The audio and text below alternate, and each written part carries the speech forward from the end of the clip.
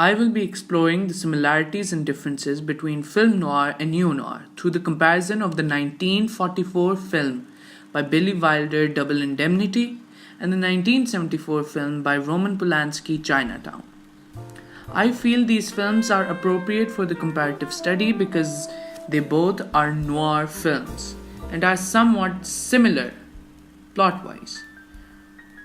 This would make it easier to understand and pinpoint their differences and similarities in techniques, as well as the plot. Double Indemnity highlights the downfall of an insurance salesman when he falls in love with the woman who is the wife of a rich man. He gets roped into a murderous scheme of killing the woman's husband to make her happy and be with her. The film gives us a perfect idea of what a film noir movie is like. This is a movie that actually helped shape the definition of the genre. Los Angeles, July 16th, 1938.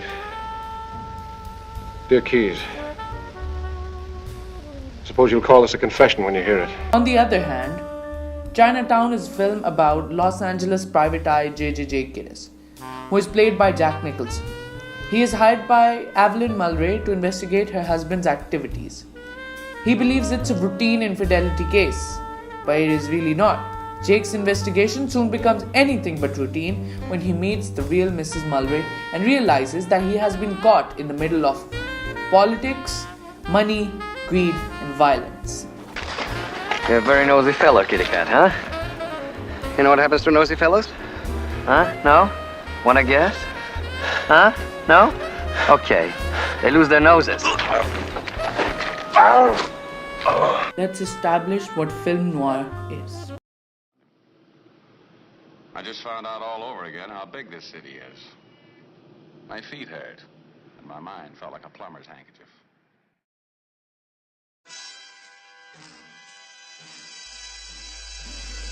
Film noir is a cinematic term used for stylish Hollywood crime dramas that particularly emphasize cynical attitudes and sexual motivation. Film noir took a lot of its motivation from the German Expressionism movement, the lighting, the camera tricks, and many more.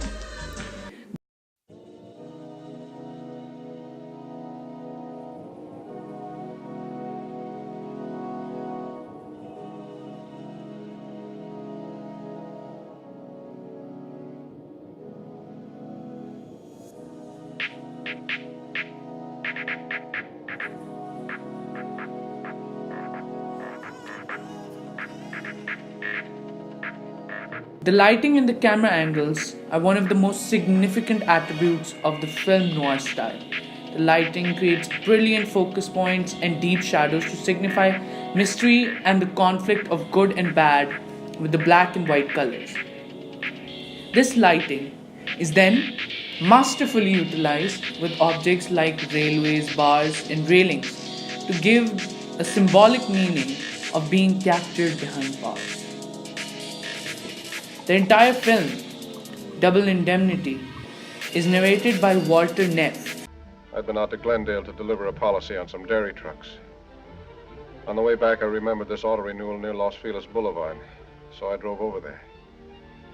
It was one of those California Spanish houses everyone was nuts about 10 or 15 years ago. This one must have cost somebody about $30,000. That is, if he ever finished paying for it. As soon as the film starts, we as the audience can receive the message that he has done something wrong and now he is feeling guilty about it. This highlights the first two major characteristics of any film noir movie. They always have a narration in the back to give the audience a perspective of the cynical protagonist, which itself is another characteristic that classifies this style from other psychological thrillers. The reason why giving the audience a perspective of the protagonist is so important is that it makes the viewers fall in love with them and furthermore feel for their misfortune that put them into situations over which they had no control over whatsoever.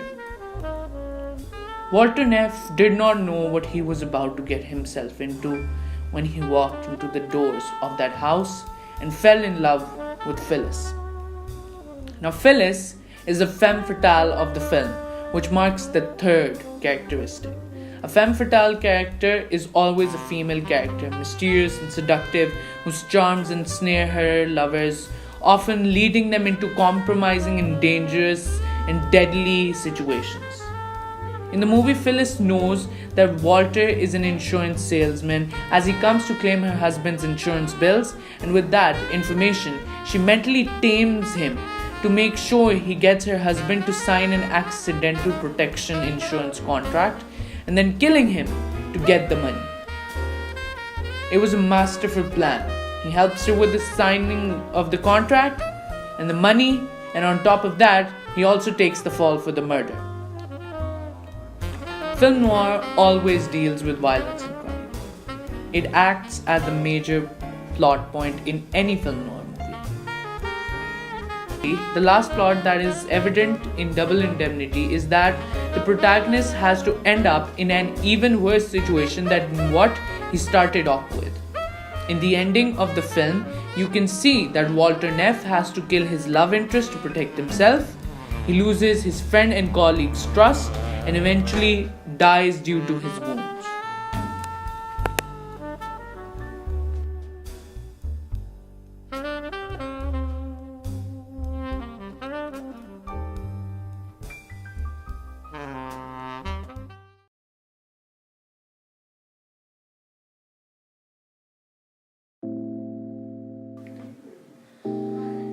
Neo-noir was a term that came to be used in the 1970s. Unlike noir films, the neo-noir films made use of modern technology that was unknown to the noir films. Unlike noir films, neo-noir films also made use of the modern circumstances. Neo-noir films developed because of certain social attitudes. After the abolishment of the Hays Code, neo-noir took advantage of that and started showing things that were prohibited before and were not shown in the film noir movies.